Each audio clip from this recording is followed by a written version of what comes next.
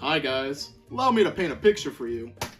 So you're just sitting at home, hanging out, when all of a sudden, you notice a strange figure standing outside your back door. What the crap are you looking at? Unbeknownst to you, this figure is actually a coat hanger that inflicts mild schizophrenia on whoever looks at it. Where'd it come from? Who created it?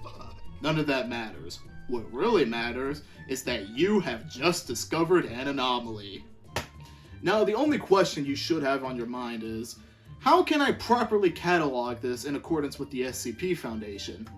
Well, lucky for you, you have me, and I'm here to teach you how to write an SCP entry like a true nerd.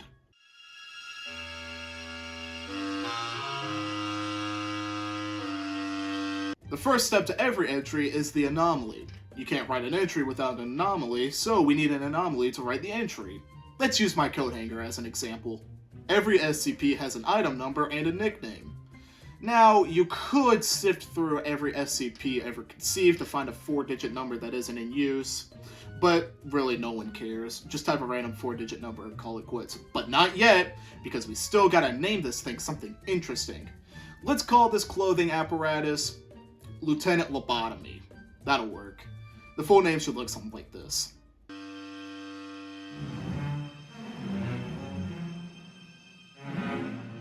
Now we gotta classify our dear friend. Back in 2019 when I was big into this, all you had to do was call it either Safe, Euclid, or Keter and just type up an entry.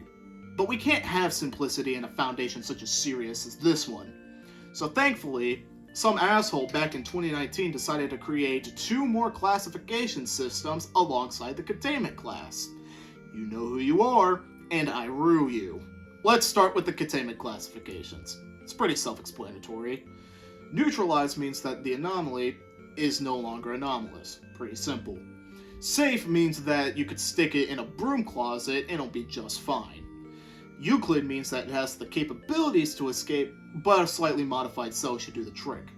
Keter means that even if you dedicate half of America's tax dollars into creating the perfect cell, it could probably still escape. And esoteric means that the anomaly spits in the face of time and space, so don't even bother with a cell. Now, a common misnomer is that esoteric and Keter means that the anomaly is incredibly lethal. This is not entirely the case. All it means is that it's a bitch to contain. Now let's determine how disruptive our anomaly is with the disruption classification system. This refers to an anomaly's ability to spread as much influence as fast as possible. So, Pumpkin Spice would rank somewhat as a watch out pal. There are 5 levels to suit your anomaly's anomalous needs. Dark means that it'll only affect one person. Vlam means that it can affect a group of people. Kenyek is where things start to get interesting. This means that it can affect an entire city. Eki means that it can affect an entire country, and Amida means that it can affect the entire world and possibly the known universe.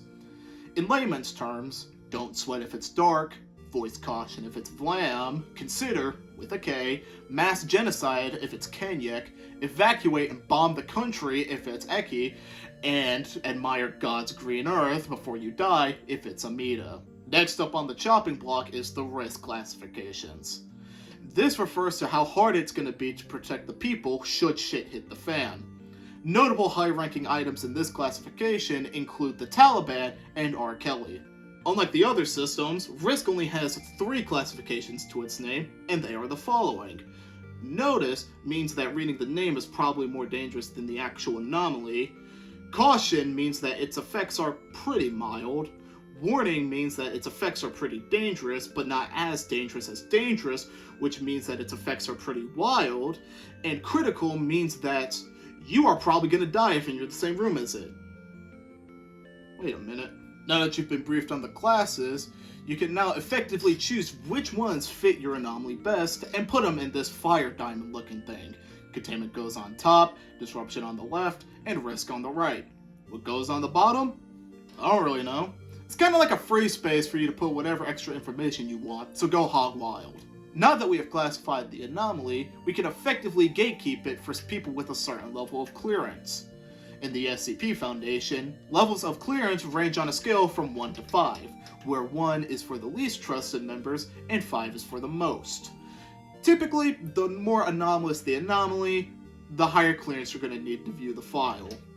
If you're teetering between 2 levels of clearance, eyeball it and choose the higher one. You'll be fine.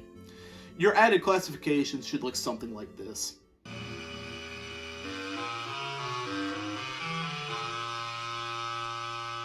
You have your anomaly, your name, and your classifications.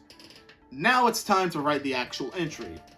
What makes writing an SCP difficult for some is structuring it like a research paper, since that's what it is. A research paper. A formula I find work good most of the time is describe your anomaly, any events it was involved in, and go into depth with some of its nuances. If you really want to get spicy, try blending in aspects of reality in with your report. For example, many people think my house is haunted because of Lieutenant Lobotomy's abnormal effects on people. Or, somebody set Lieutenant Lobotomy in front of a camera in 1969 and it broadcasted the moon landing on live television. One thing I want to stress about writing, though, is making sure it's grammatically correct. Now, you can write the most boring piece of diction ever to grace this earth, but it will at least flow if it's grammatically correct. Nothing derails a literary locomotive more than a run-on sentence. Redacting information from your report is also something to do in order to make themselves look smart. Now, I'm not telling you to avoid this at all costs, but what you should do is use it sparingly, much like cussing. For extra style points, redact the names of victims, people, and places. But for the love of God, don't redact half of what your report is saying. You're not mysterious, you're not cool, you're fucking goofy.